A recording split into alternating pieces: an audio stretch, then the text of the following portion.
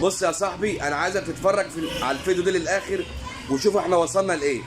لك ان تتخيل ان امام عاشور جنن الزملكاويه خلاص. ده واحد من ضمن جمهور الزمالك رايح يعمل عمره، وبدل ما يدعي لنفسه ويدعي لاولاده ويدعي لشغله ويدعي لاخرته في اطهر مكان على وجه الارض، راح يعمل عمره في المملكه العربيه السعوديه، اطهر مكان على وجه الارض. راح يدعي على امام عاشور عشان نفخ البالونه.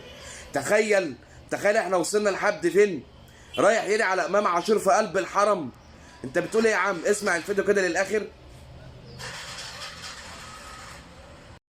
الكابتن امام عاشور، يا كابتن امام، انت بتهين جمهور نادي الزمالك، تنفخ بالونه بيضه وبتحطها تحت الجزمه بتاعتك.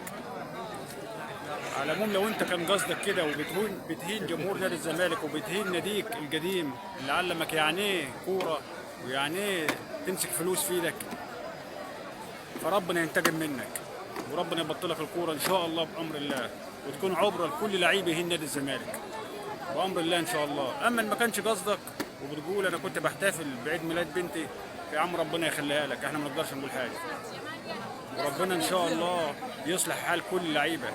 يا اخي خد عبره بالنجم المحبوب عبد الله السعيد اللي كان في نادي الاهلي وما حدش بيقدر يتكلم عليه. خد عبره باي لعيب محترم.